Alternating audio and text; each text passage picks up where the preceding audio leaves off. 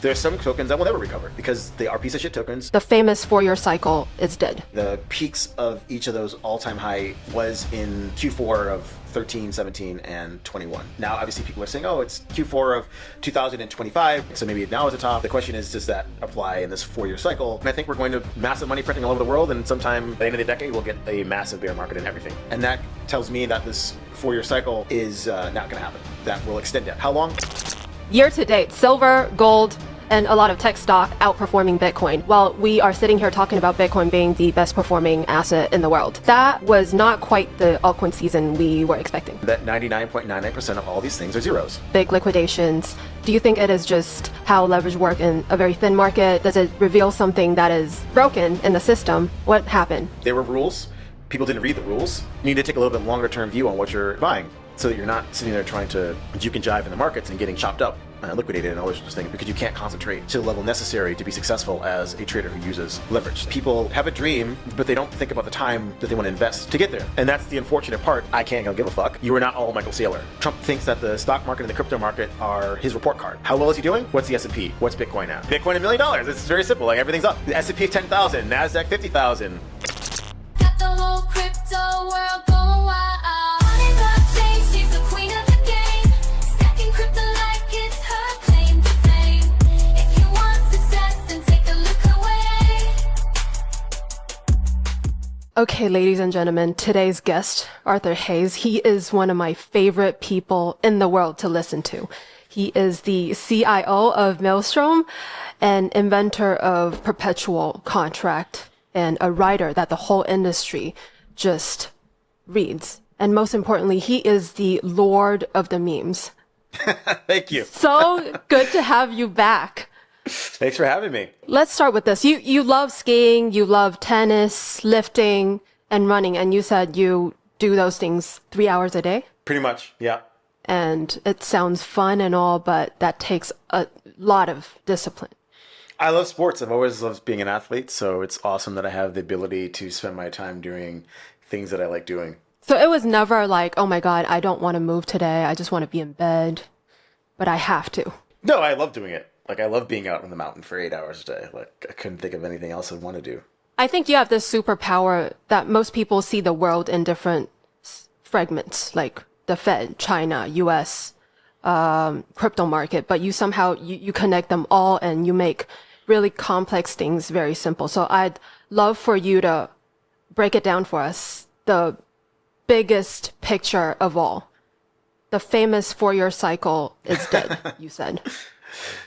Yeah, and so I presented 3 different scenarios or time periods, 2009 to 2013, 2013 to 2017, 2017 to 2021, and as everyone knows or don't know, essentially the peaks of each of those all-time high areas, and I'm talking about Bitcoin here, was in Q4 of 13, 17, and 21. And now obviously people are saying, oh, it's basically Q4 of 2025, we're due for another, top, right? So maybe now is a top, or sometime soon it'll be the top. So the question is, does that apply in this 4-year cycle, or does it not?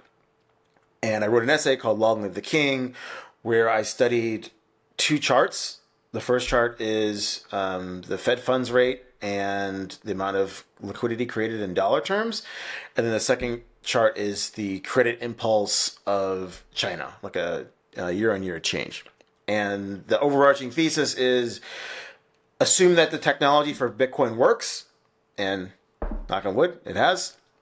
So then what is the value of Bitcoin? It's relative to the thing that it's trying to improve upon, which is this fiat system. And if you've read the Satoshi white paper, and I encourage everyone who has not read that paper to read it and understand what they are saying, is that Bitcoin is a reaction to money printing. And obviously the money printing that you would react to would be that of America, because it's the leading economic superpower, controls the fiat money regime. Everybody else reacts to that, even China. And so then the question is, how is the price of money evolved? How much money is there in the world? How has that changed? Can we look at the previous charts at the all-time highs and see any sort of inflection points? And throughout the essay, I basically presented a scenario where, usually America and China are doing the same thing. They might be, 1 or 2 years apart in terms of the when they're printing money, but they're both printing money at the same time. 2009, China and the U.S. both printed money. China to rebuild infrastructure, the United States to bail out the banks. Obviously, that fed into crypto, and we get the rise to, 1,300, 1,400, whatever the high was on MTGOX in December of 2013. Then there was the taper tantrum. Credit rolled over a bit in terms of the amount of credit created in the U.S. China did not follow up with another mega stimulus after 4 years, after the 2009 stimulus. And so that sort of broke the crypto bull market, 95% or however much it went down back to the 2015 lows. And then the second cycle was characterized by the U.S. was actually increasing the price of money, and money growth was actually falling, from 2015 onwards. But China embarked on another massive stimulus program that was, for people in Asia, you remember the highs in Shanghai Composite in 2015. Housing stocks reinvigorated that a new housing program to get housing prices to go up in China. And this money obviously made its way into crypto and sort of reignited the bull market in August 2015 when the PBOC did a massive yuan devaluation versus the dollar. And so obviously this bubble proceeded, and then ultimately the Fed hikes and the decline in the amount of bank and Fed credit popped that bull market in 2017 in December.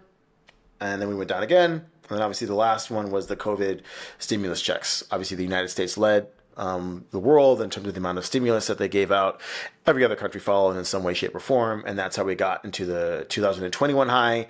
And then all the governments were afraid of inflation, and so everyone started tightening rates or communicating they were going to start tightening rates in the end of 2021, and that's what popped that particular all-time high. So as we come to the 2025 story, what is that story? That story is really about the reverse repo program starting in 2022. Bad girl Yellen, U.S. Treasury Secretary at the time, decided to engineer an issuance schedule that essentially drained this $2.5 trillion facility that sat inert at the Fed, released this liquidity into the markets. If you take a look at the chart from sort of like September of 2022 until now, it's basically up only, and it mirrors the decline in the reverse repo program. But that program has run out. It's at zero right now. And so the question is, what's next? And so, what is China doing? So right now, China is doing, it's flirting with deflation. They're talking about housing program stimulus. They're talking about some social programs that they're going to reenact for old people and the children to sort of give them more money to spend on healthcare or whatever else. You have Beijing actively going around to certain industries and forcing people to shut down factories to reduce the amount of supply that they're generating. So they're reflating. Are they reflating as much as they did in 2015 and 2009? No, but it's exiting deflation. So I'd say it's not really impacting much at all, but it's not detracting from the liquidity situation. In the United States, Buffalo Bill Besson, the U.S. Treasury Secretary, is talking about bank credit growth. Trump is talking about a housing emergency to pump the housing market, to essentially take the trillions of dollars trapped in home equity, allow people to borrow against that and spend on stuff. He's talking about tariff-funded stimulus checks. He's talking about the Fed cutting rates, which they're doing. Jerome Powell last night talked about how they're going to stop quantitative tightening. Now, he didn't say he's going to restart money printing via quantitative easing, but obviously that's the next step. And so the rhetoric from politicians is positive for the growth of liquidity and a reduction in the price of money. And so based on their rhetoric, and obviously I have no reason to doubt that they're honest in what they're saying, they want to pump the markets. I believe that the credit cycle is going to extend. We're going to get cheaper money in terms of price and more plentiful, especially in the United States, a little bit more in China. And that tells me that this 4-year cycle is not going to happen. That will extend that. How long? I don't know. But the liquidity situation, if you look at the forward statements from politicians and policymakers, is that there will be more fiat liquidity in the world, then less in the future, and therefore Bitcoin and crypto should benefit. 现在可以投资的平台很多，有时候呢，反而让人不知道要从哪里开始。Mitrade 这个投资平台拥有全球4大监管机构的交易牌照，而且商品种类很多，股票啊、外汇、加密货币指数，还有大宗商品 ETF 都可以交易。它支援信用卡的直接出入金，不用先换成美金再转账。交易本身呢，免佣金点差偏低，而且杠杆最高可以开到200倍。当然了，我们都知道杠杆务必要小心使用。账户预设最高100万美元的保险保障，由保险公司来承保。它跟 TradingView 合作，内置了这个 TradingView 的指标免费使用。平台里面呢，也提供非常多的资讯、新闻，还有这个交易策略，提供新手来学习参考。最近他们还跟阿根廷的国家足球队合作，成为阿根廷国家足球队的官方赞助商。2025年也获得了像是欧洲最可靠经纪商、最佳数字客户体验这一类金融类别奖项的肯定。现在呢，他们有一个新手的活动开户之后7天里面完成交易任务，就可以累积最多100美元的现金奖励。点资讯栏的连结就可以立刻尝试 Mitrade 的模拟账户无痛练习。When you talk about liquidity, are we talking about government spending, central bank balance sheet? What exactly are you looking at? So they're all, government spending, central bank balance sheet, how much bank lending is there? It's how many units of fiat are there out in the world? And there's obviously various different ways that you can create fiat. And the best thing about crypto is I don't have to care where it comes from. I just know that if it gets created, then Bitcoin number go up. But if if you trade stocks, right, you need to know, okay, which agency is creating it, what sectors of the economy are going to benefit from this. Okay, I should buy that stock, right? And so it's it's a difficult proposition to pick stocks. I guess pick Bitcoin, much easier. I've heard this argument that says, money doesn't reach everybody equally. So the closer you are to the source of money where it's created, the more you benefit. So it goes to right now AI sector, maybe energy, maybe rare earth. When does it get to Bitcoin? It's already gotten to Bitcoin. Look at the price performance over its history. The money has been created. We know that since 2009, and Bitcoins have been the best performing asset in human history. So I think it's, we've proven that there's a connection to this phenomenon. Yes, maybe if you bought Bitcoin yesterday, you're like, oh, why isn't it at 200,000 yet? I think you need to be a bit more patient. Well, it is true. People are talking about year to date, silver, gold, and a lot of tech stock outperforming Bitcoin. While we are sitting here talking about Bitcoin being the best performing asset in the world. And they're like, no, it's not. What do you say to these people? Snapshot the day in which you first bought your first Bitcoin, and maybe it was yesterday, right? And you say, okay, well, why hasn't it, is it going to outperform? Like, well, what's your time horizon? And, I don't know everyone has a different time horizon. If you have a decent enough time horizon, maybe let's measure it in the years sort of magnitude, then I believe Bitcoin will be the best performing asset. Better than gold, better than stocks, better than real estate. Now, obviously, if you pick one particular stock and it goes up, 200x, right, that's different. I'm more talking about broad indices. I think people have to be patient. And, the history has proven that there is a connection between the growth in the money supply and Bitcoin. So if you believe that money supply will continue to grow, then Bitcoin has proven itself to be the fastest horse in this race. Yes, you could trade bonds, you could trade stocks, you could trade real estate. And it's up to you, but they're all going to go up. I just think Bitcoin's going to go up the most. Do you ever cash out and then start buying stocks? Because maybe during this period, a certain stock actually outperforms Bitcoin. I'm not much of a stock trader. I only own gold and silver mining ETFs. I don't have time to try to pick stocks. I see. Why is that? Is that a characteristic in gold and silver that you really like, or what is it? It's the same trade. It's just that, I have a crypto bucket. So what's my, TradFi equity bucket? Okay, what's the same trade? Same trade as fiat debasement, capital controls, financial repression. What does well in the TradFi world? Gold. What's been super underowned? Gold miners and silver miners have gotten trashed since 2011. They're trading well below where they should, given the meteoric rise of gold and silver. So I think those are, asymmetric things that I can bet on. And obviously they've done very, very well this year. We've seen some really crazy price action recently, big liquidations. Do you think it is just how leverage work in a very thin market? Does it reveal something that is broken in the system? What happened? Nothing is broken in the system. There were rules. People didn't read the rules, and then they're surprised at the result. Yeah, automatic deleveraging. I think now people actually understand what that means. They didn't really understand. The first exchange to offer that was, I think, Huobi back in like 2014 is the first exchange of automatic deleveraging. It's been around for 11 years, and yet people are surprised at how it works, right? Okay, every exchange has a different flavor on their take on implementing this, but again, this has been around since 2014. If you don't understand how it works, that's on you.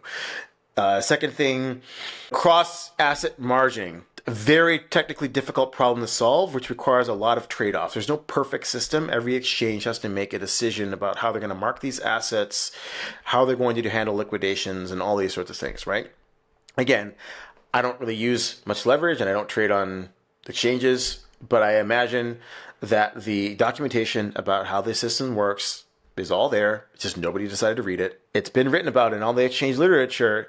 If you didn't understand how that works, you shouldn't have been trading it in the first place. And unfortunately, people had to lose a lot of money to learn these lessons. There's pissed off people. They lost a lot of money. I'd say most of it is on the user, unfortunately. I find this really interesting. So, okay, most of the comments I've seen on Twitter or threads everywhere, they are just pissed off at certain exchanges. Break it down for these people. What exactly happened? So let's say if I lose a lot of money that day, what happened behind the scenes? Well, there's certain traders who had leveraged positions on, I guess, altcoin contracts. There's a, volatility increase. Unfortunately, for like 99.99% of all shit coins, there is no organic demand, which basically means there's a group of market makers who are paid either straight cash or via incentives to post bid and offers on the market. And they're profit-making entities. When either the tech breaks down, like API issues, which were happening on exchanges due to high load, or the volatility increases, obviously Bitcoin drop was like 15% in a few minutes, they pull their quotes. So all of a sudden, if you have this shitcoin that you were trading and you had some leverage position on that has no liquidity demand or supply other than other market makers, because there is nobody else who trades this thing because it's a piece of shit token, then you found out what it's really worth.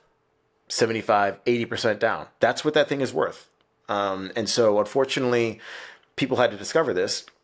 Again, not the exchange's fault. This is just what happens when you trade something that has no organic demand because it's a piece of shit token, unfortunately. So can I say, let's say a token drop 80%, and that should be the actual value of the token at the time? Or some dropped 80% and rebounded quickly, right? Things that I own like Pendle and Athena, ether.fi, like these things had vicious liquidation candles, recovered, decently afterwards. There are some tokens that will never recover because they are piece of shit tokens with no clients who spend no money, and none of that money, if they ever made any, it goes back to the token holders. It's vibes. People are trading on vibes. And unfortunately, vibes will bankrupt you. There was this YouTuber that compared prices of token on Coinbase versus Binance, and the drop on Binance was a lot deeper. And I want to know why. To the extent that I think this is correct, there were some stable coins that traded at very low prices. Binance used those markets because they were their own markets, the Binance markets, to mark certain traders' positions. And then they basically had to close out their margin longs, I'm assuming, right? And so then they just go and smack down tokens, right? Until everyone's account balance is back in order to protect the exchange. And so, again, it's a complicated reflexivity of how you mark assets when you trade a Bitcoin US dollar contract, but you margin in another currency. How do you do that? And which mark price do you use? Do you use the price on your own exchange to mark the collateral, or do you use an external price of a bunch of other exchanges to mark the collateral? There's no right or wrong answer. It's really as a policy choice, and it's then up to the exchange to communicate the policy choice. And then it's up to the trader to understand the implications of that particular policy choice. And one of the implications was that because Binance used marked assets based on prices on the Binance exchange, and Binance's market was not as liquid as the global market, then someone was able to push the price down on some of these more illiquid collateral assets, forcing a cascading of liquidations, which caused those really deep liquidation wicks that we saw in Binance and a lot of shitcoins, versus Coinbase, which doesn't have the same microstructure of its markets and didn't experience this. I want to ask you about USDe. So that day, of course, on Binance, it dropped to 0.65, I think. And for a lot of TradFi people texted me and they're like, oh, the stablecoin is not stable, blah, blah, blah. And how would you explain to a person that is not deep in crypto what actually happened? So again, Binance has a USDe market. It's not that liquid. Versus Curve, which is the most liquid place where you can exchange USDe for USDC, for USDT, for other stables. Like Curve has the most liquidity. I don't know the numbers, but it's far and away more liquid than Binance. If you take a look at the USDe price on Curve versus Binance, you basically see it barely moves on Curve, and on Binance it has that massive dip down to 65 cents, and then it recovers, right? So this is just a one particular market, not very liquid. Somebody attacked that market by dumping a bunch of USDe, and it traded lower. If the global market had all fallen down to 65 cents, then we could say, okay, what is the market worried about? Okay, what would the market be worried about at 65 cents? Oh, because of this massive liquidation event, Athena's profit got capped, and therefore they are underhedged as the market keeps falling. Unfortunately, not unfortunately. Fortunately for Athena, that did not happen.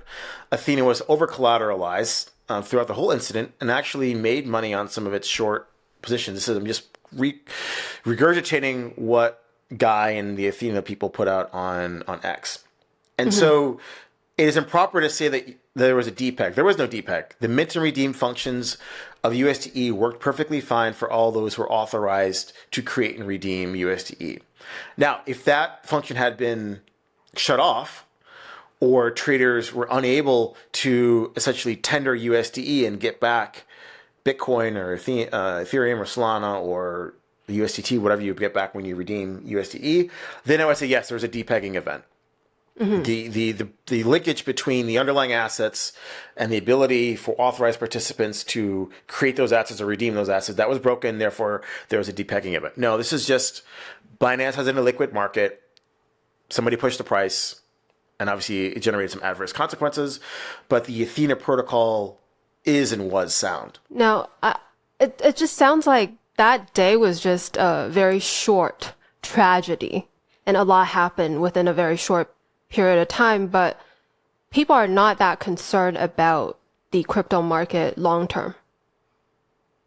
This is not the start of a bear market. I don't think so. Last time we talked, it was 5 months ago, and you famously said that, most of people's altcoins will not go up in price no more, which was pretty accurate in most cases, but we've seen some of the shitcoins go up, like the DEXs, right? Chinese meme coins, for example. But that was not quite the altcoin season we were expecting. I mean, everyone looks at the last cycle and assumes that will repeat. And every cycle is different. So, altcoin season in 2025 means something different than altcoin season in 2020. That's just unfortunate fact of markets. So you think it actually happened, or it is happening?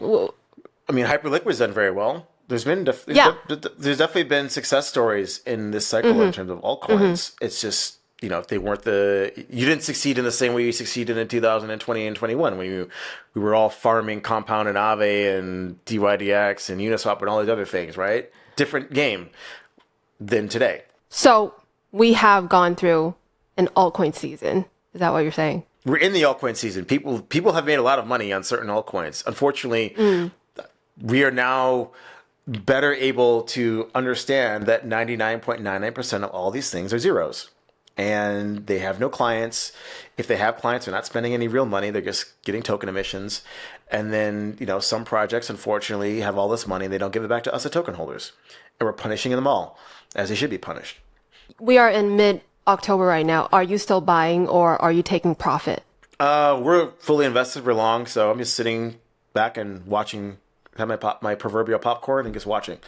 When it comes to taking profit, should we sell it all at once? Should we DCA out? What is your strategy?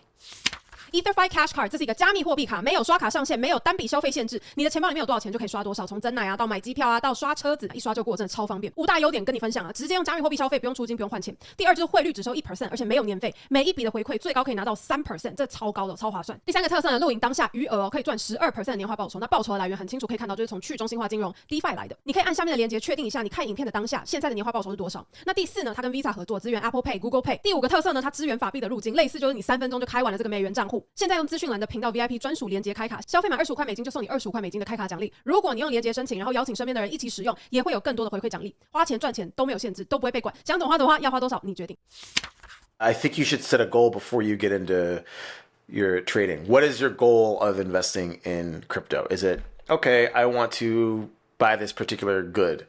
Or is it an outcome? I want to quit my job and be a full-time shitcoiner. I don't know, whatever it is, right? So the first mistake people make is they don't set a goal when they get into this. So what's your goal?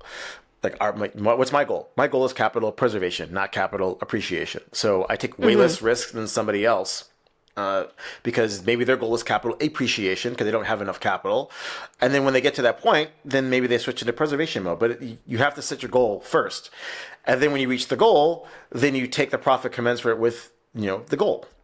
But if you don't set a goal and you don't have any idea why you're doing this or about how long you want to do it for, how much effort you want to spend, then, you might take profit at the wrong time, or you might never take profit at all. Or so I don't think there's a one size fits all strategy for this. It really has to do with what are your personal or firm-wide goals for getting into this crypto ecosystem. I want to know what your goal would look like. Let's say I'm a 25-year-old, just got into this market. I have 100K and I want to retire at, I don't know, 10 mil. Now what? I think it should be more of an outcome based than, because money is just a tool. It's not the goal in and of itself. There was something you wanted to do when you got to that number, whether it was quit my job, buy a house, buy a car, go travel, whatever it was, right? Well, you thought you could quit your job, but nah. There's a point to making money if you're going to do something with it, whatever that thing or activity is. And so I think you should plan for that. And then obviously, how do you want to make your money depends on how much time commitment, right? Some people say, yeah, I'm willing to be in the trenches 24/7, have phone alarms on, whatever happens, I get alerted, I don't care about my sleep and all that sort of. Okay, cool. Be a crypto trader, use the leverage, trade perps, do all this stuff. If you're willing to dedicate yourself like that to your profession, which is day trading.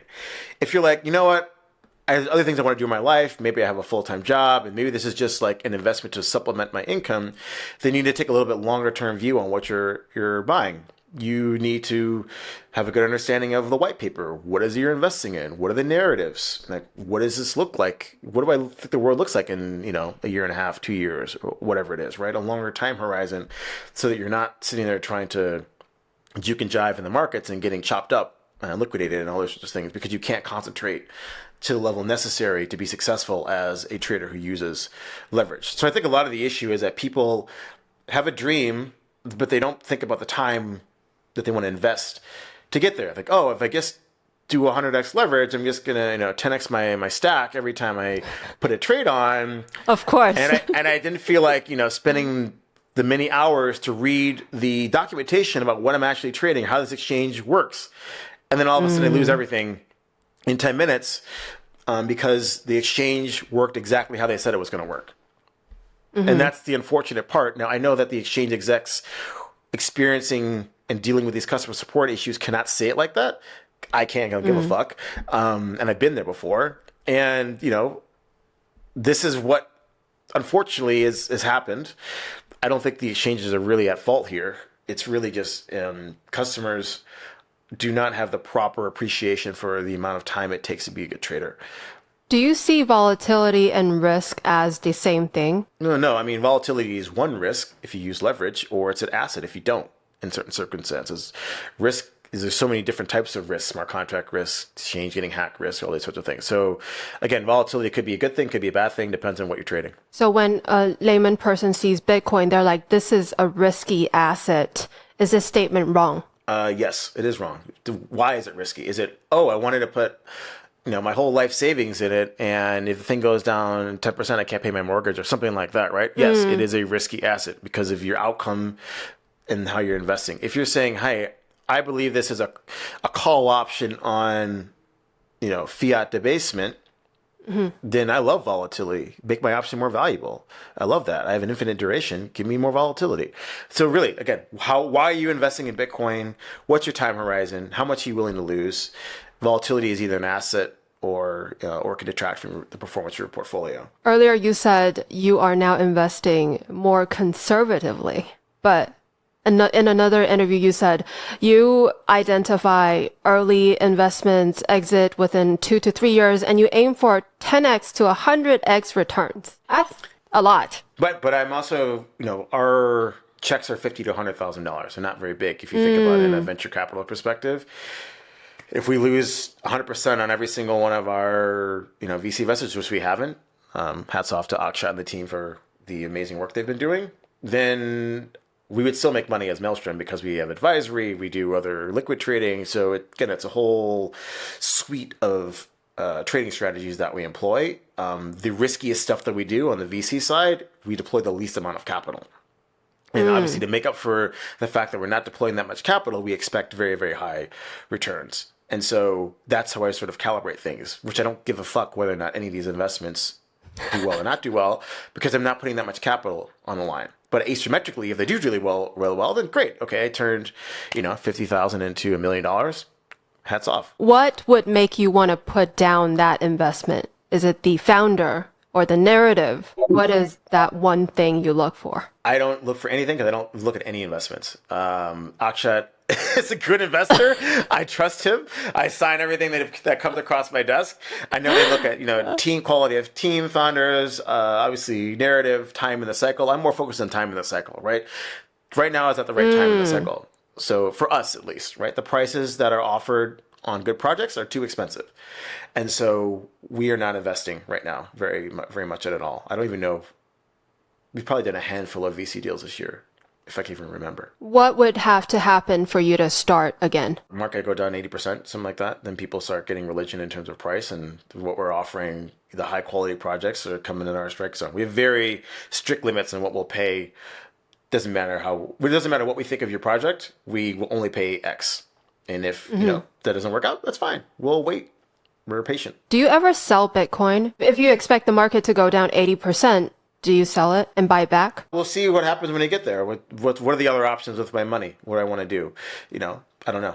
I can't make that determination right here. Because there are two ways of trading Bitcoin that I've heard. One says the Michael Saylor way is I'll always buy the top. I will not sell. This is the most and the cheapest you can buy, like at this moment. And then the other way is you can trade it like 4 seasons. You sell in summer, buy in winter. That way you accumulate the most Bitcoin. Which one are you? I think it really depends on your capital structure. Like, of course, he doesn't care. Can't always buy Bitcoin. He's buying it through a public company where he's issuing debt to do it. Like, there's a reason why he's able to say these sorts of things. You are not all Michael Saylor. There's only one Michael Saylor, and there's like one MicroStrategy, and you are not that. So I don't think taking his advice in terms of what he does as a company level, which makes sense for the capital structure he's engineered, makes sense for an individual investor. Yeah, okay, maybe if you're only investing like a few basis points of your net worth, like, do you give a fuck? No, this is a call option, right? It'll do well or it won't do well. And sure, you're not really concerned about buying or selling it. If this is 95% of your net worth and you're trying to, do different things, then maybe you'll sell some, buy a house or whatever, buy some other good or service or what have you, right? Because you've done well. Now you're going to use this capital to achieve a certain life outcome. But not everyone can time the market so well. Of course. So you are saying that people should still enjoy their life. It's not all about stacking Bitcoin. You stack Bitcoin for a purpose, and everyone's purpose is different. My purpose, I want to go skiing, right? Okay, Am I going to sacrifice my time on the slopes to take more risk in crypto? Fuck that. No way. I'm here to ski. Oh my God, I love that. You also talked about a generational collapse. What is that? So, I think we're going to massive money printing all over the world, and sometime by the end of the decade, we'll get a massive bear market in everything. crypto, stocks, property, everything. Hopefully there's no war, but I think we're going to have a reset. Why?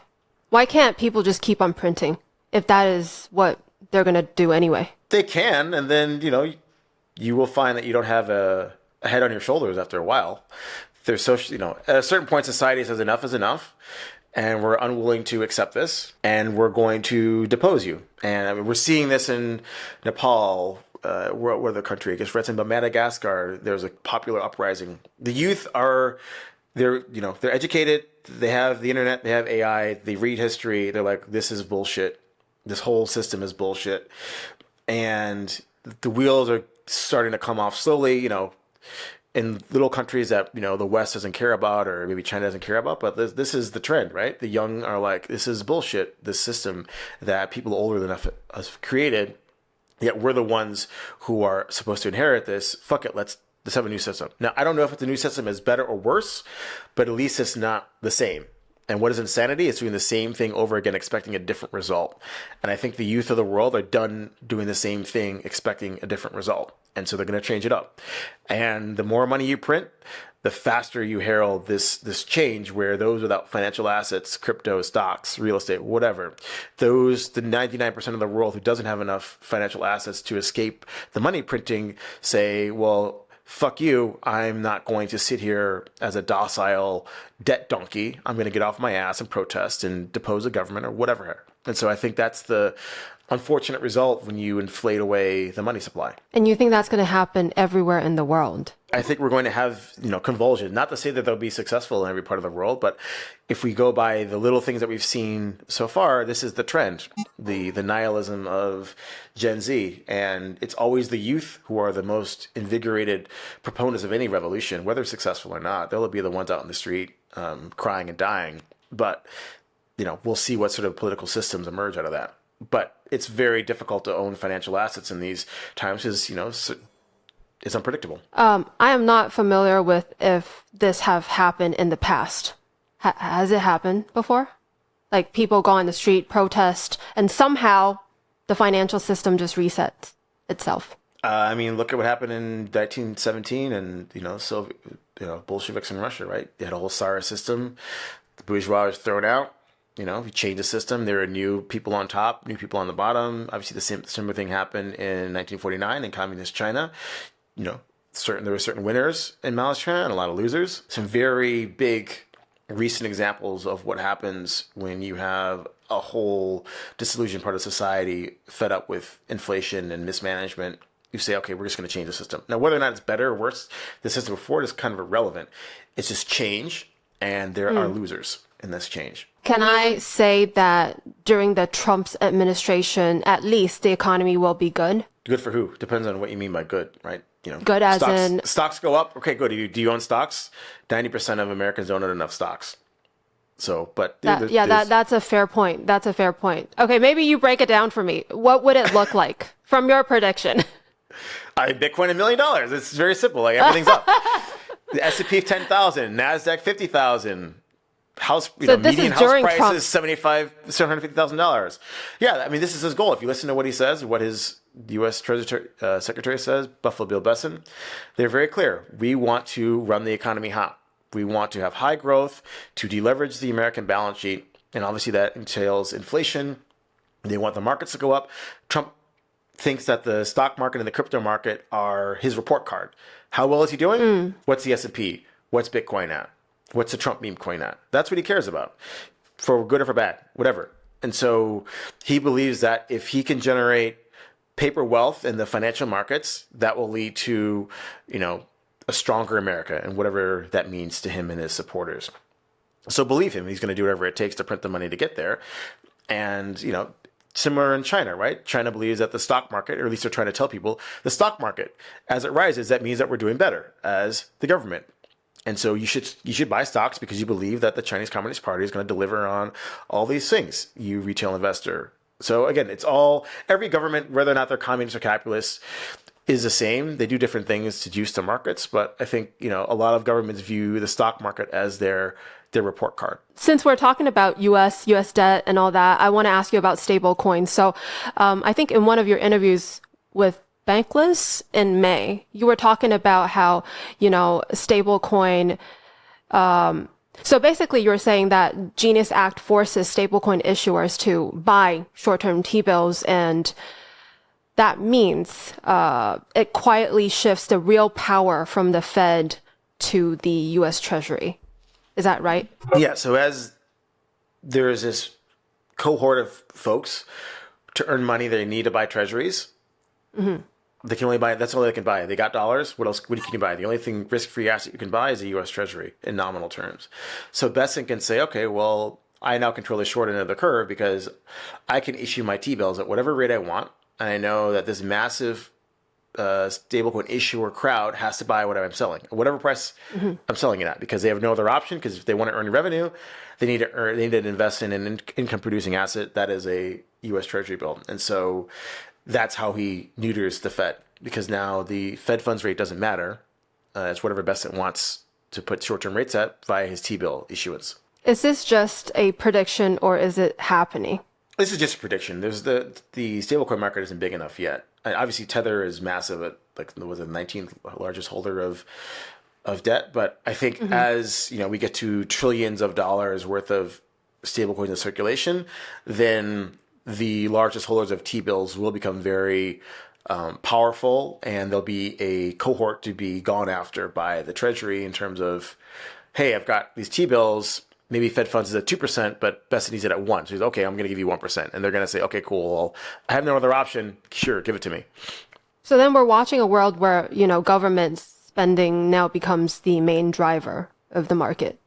Not the interest rate it already anymore. has been. The government spending, central bank balance sheets, and bank credit growth. Every country and government does things a bit differently, but those are the three main ways in which fiat gets created. And so that's why we should monitor it as crypto investors. Okay, then let's talk about Google and what they're doing with their stablecoin. So they came up with this thing that's called the agent payment protocol.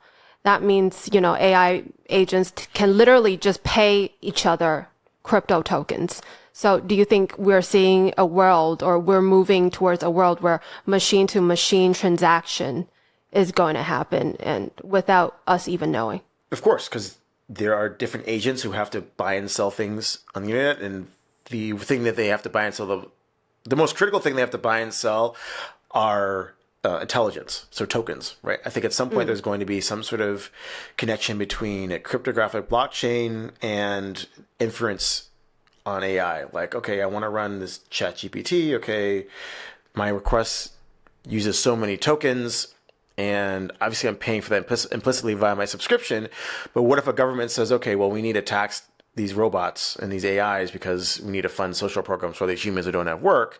The easiest way it's going to happen is I'm going to put a tax on tokens. So every time me as a customer generates some sort of request, or an agent's doing something on my behalf, it's using intelligence, spending tokens, it has to pay some tax somehow to the government. So I think there's definitely going to be cryptographic payments. Maybe it's in Bitcoin, maybe it's some other blockchain that will be happening between AI agents and then us as well as the end user of some of these things. Why do you say Bitcoin? Because it's the most proven form of electronic money. Everyone uses it. It's got the highest market cap. If you're an agent who just spawned into existence, and you're like, okay, well, I have to use this money thing to get what I need. Are you going to use a new form of money, maybe some newly created new shitcoin, or are you going to use, the OG Bitcoin? I would think you're going to use Bitcoin because, again, you want to preserve, your purchasing power. And you've probably been asked this 100 times about quantum computers, but what is your thought? I think that we have a known possible vector of, bad things happening to Bitcoin. They're very smart individuals who are much smarter than me, who probably have a lot more salient and points on why quantum is a threat and why it's not a threat. I'm not in the weeds on that. I'll defer to people who are much smarter than me to talk about that. But the good thing is we know it's a risk. There's a lot of crosstalk in terms of whether or not what is being built on the quantum side is actually scaling towards being able to break encryption. And other people saying, no, it's so far away, you don't need to worry about this. So I don't know. I can't make heads or tails of it. So that I'm not particularly worried about it. You're still skiing, so you're not too worried. Well, since we're talking about skiing, you've compared skiing to trading. What did you say again? You said you overthink, then you are going to crash. Something like that? I mean, I'm relaxed. So again, choose your trading strategy that makes sense. I would not be able to ski all day if I was trying to, eke out my living leverage trading in crypto. Not to say that's a bad thing to do, but it's just a different way of approaching things. You seem very chill and relaxed right now, but I would assume back in the days it was very chaotic for you, running companies, trading crypto and all that. What was it like? I mean, yes, running an exchange is obviously a lot more work, but the good thing about an exchange is if you structure correctly, you should never lose money. And so we love volatility. Things like, last weekend happened, and we've had similar situations back in the day when BitMEX was more relevant. Again, we made a lot of money. Of course, you always are trying to figure out new policies to prevent people from making bad mistakes. And maybe this is, my own failing is like I'm a bit more of a market purist than maybe some of the other exchange CEOs. And, obviously there are certain times in which you should relax these constraints and give money to users who don't otherwise deserve it.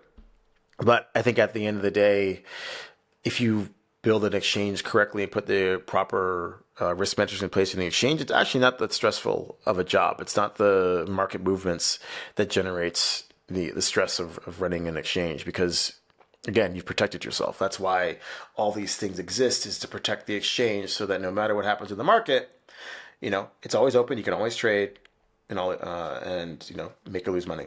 I love that you make it sound so easy, but then you also said before that you were also the customer support back in the day.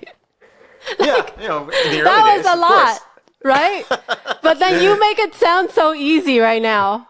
We had our stressful times, but again, we weren't stressed about the market moving, which is, I think, unfortunately, a lot of exchange people have created business models where they need the price of this to go up, or they need certain things to happen in the market. And when it doesn't happen, then they suffer adverse consequences, a la like, FTX, right? Sam Bankman-Fried had to have the market go up. And when it stopped going up, then he went out of business. So that becomes stressful. We didn't have that kind of stress at BitMEX, so we built, it still runs, a very good piece of tech that mitigates a lot of these issues. I see. Can we spend the last 5 minutes of our conversation talking about how you actually, your journey into, the whole exchange game and what was it like? You spent half of your life in Asia, I think. Yes. I moved out here in 2008. I wanted to be where the action was, and I studied Chinese in school. Then I went to Hong Kong to live and work after I graduated, and then I never really left the region.